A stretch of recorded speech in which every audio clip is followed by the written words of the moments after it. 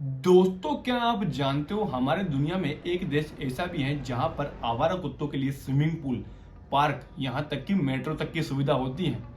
दरअसल दोस्तों, मैं बात कर रहा हूं ताइवान की।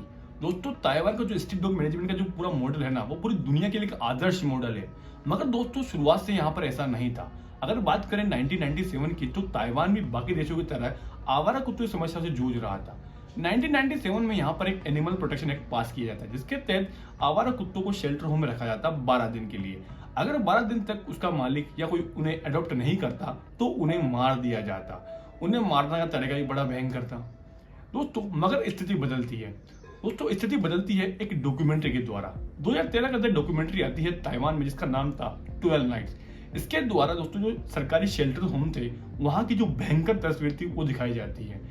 इसी के बाद दोस्तों ताइवान में लोग इसके खिलाफ प्रोटेस्ट करना चालू करते हैं। धीरे धीरे ये मुद्दा एक राजनीतिक मुद्दा बन जाता है। इसी के बाद जो सरकार है वो बैकफुट पर आती है और इस कानून को रद्द करती है। इसके बाद वहां पर डॉग्स के लिए नो किल पॉलिसी अपनाई जाती है, यानी कि कुत्तों को नहीं मारा जाता। दोस्तों, अभी जो वर्तमान में मॉडल है ताइवान का, वो कुछ इस प्रकार है। दोस्तों, इस मॉडल के अनुसार सबसे पहले जो आवारा कुत्ते हैं उनको पकड़ा जाता है।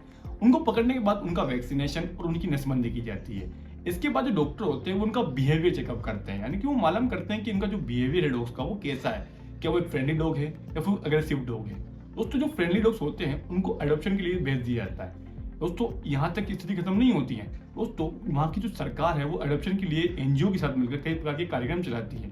वहां पर एक नारा फेमस है कि don't buy dogs, just adopt it, यानी कि डॉग्स को खरीदो मत, उन्हें अडॉप्ट करो। साथ ही दोस्तों जो सेकंड प्रकार के डॉग्स होते हैं, जो अग्रेसिव प्रकार के होते हैं, उनके लिए जो डॉक्टर होते हैं उनका विशेष चेकअप करते हैं। वो मालूम करते हैं कि यार जो ये डॉग्स हैं इनका जो बिहेवियर है क्यों है। क्या किसी चोट के कारण या कोई डर के कारण या किसी बीमारी के कारण ऐसा बिहेवियर हो गया है।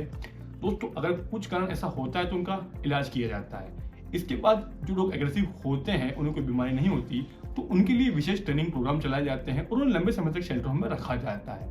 लास्ट में जो डॉग्स होते हैं जिन्हें रेबीज होता है दोस्तों, उन्हें यूथेनेशिया के द्वारा एक दर्द रहित इंजेक्शन के तहत मार दिया जाता है।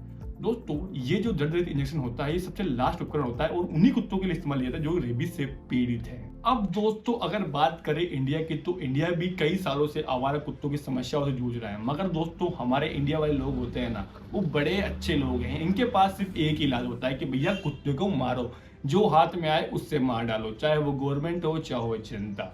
हाल ही में दोस्तों सुप्रीम कोर्ट ने साफ साफ कह दिया कि भाई जो पागल कुत्ते हैं आप उन्हें मार सकते हो। अब इसके बाद कई सरकार ने तो भैया कुल्लम कुल्ला छोड़ देती थी।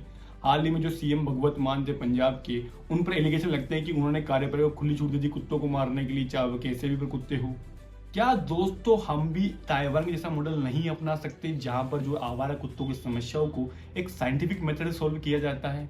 मगर दोस्तों, विडंबना ये है कि एक तरफ तो हमारा देश विश्व गुरु होने की बात करता है कि ये कहता है कि यह वह देश है जहां पर जानवरों को पूजा जाता है, जहां पर गाय को पूजा जाता है, गाय को माँ माना जाता है। साथ ही में जो कुत्ता है, जो श्वान है, उसको काल भैरव के जो वाहन के रूप में माना गया है।